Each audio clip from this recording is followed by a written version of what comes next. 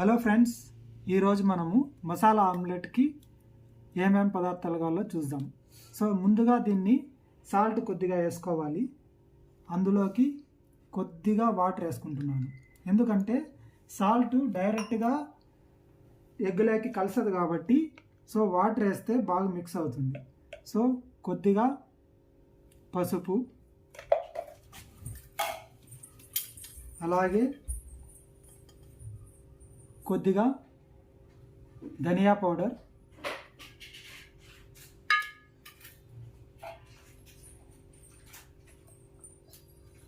కొద్దిగా మిర్చి పౌడర్ వేసిన తర్వాత సో దీన్ని బాగా కలుపుకోవాలి. ఇది బాగా మిక్స్ అవ్వాలి. ఇలా మిక్స్ చేసుకున్నామంటే మనకేమవుతుందంటే సో ఆ సాల్టు, పసుపు, ధనియా పౌడరు ఇవంతా బాగా మిక్స్ అవుతాయి. సో ఇవన్నీ మిక్స్ చేసిన తర్వాత నేను 2 eggs తీసుకొని బ్రేక్ చేసి ఇందులో వేసుకుంటున్నాను.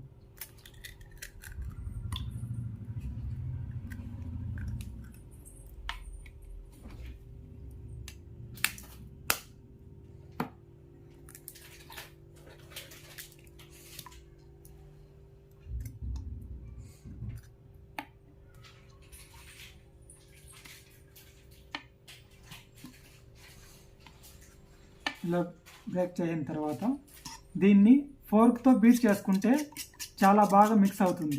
స్పూన్ కన్నా ఫోర్క్తో చేసుకుంటే చాలా బాగా మిక్స్ అవుతుందండి. సో ఇలా బీట్ చేసుకోండి. సో ఇలా బాగా బీట్ చేసుకున్న తర్వాత మనము స్టవ్ ఆన్ చేసుకుందాం. ఓకేనా?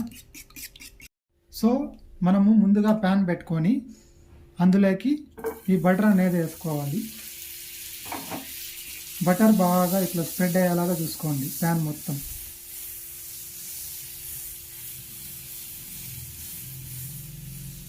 సో ఇప్పుడు ఈ బటర్ అంతా స్ప్రెడ్ అయింది కదా, అందులోకి మనం బీట్ చేసుకున్నటువంటి 2 eggsని ఇప్పుడు ఈ మసాలా ఆమ్లెట్ చేద్దాం. ఇందులో వేసుకోండి.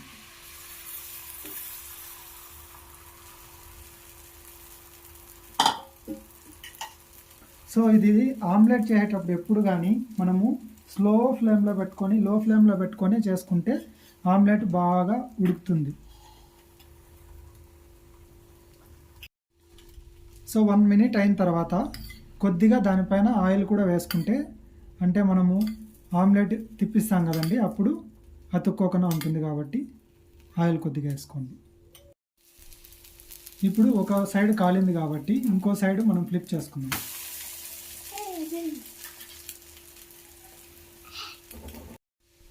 సో ఈ విధంగా ఫ్లిప్ చేసుకున్న తర్వాత ఒక 2 minutes లో ఫ్లేమ్లోనే దీన్ని ఆమ్లెట్ని కాల్చుకుందాం.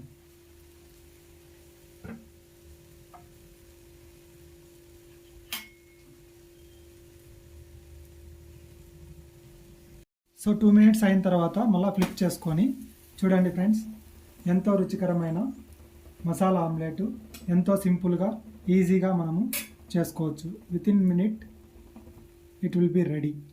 సో దీన్ని మనం సర్వ్ చేసుకుందాం. ఇప్పుడు ఒక ప్లేట్ తీసుకొని yummy butter omelette, masala omelette super టేస్టీగా ఉంటుంది. మీరు కూడా ట్రై చేయండి ఫ్రెండ్స్. మీరు ట్రై చేసి ఈ రెసిపీ మీకు ఎలా వచ్చిందో నాకు కామెంట్స్ రూపంలో పెట్టండి.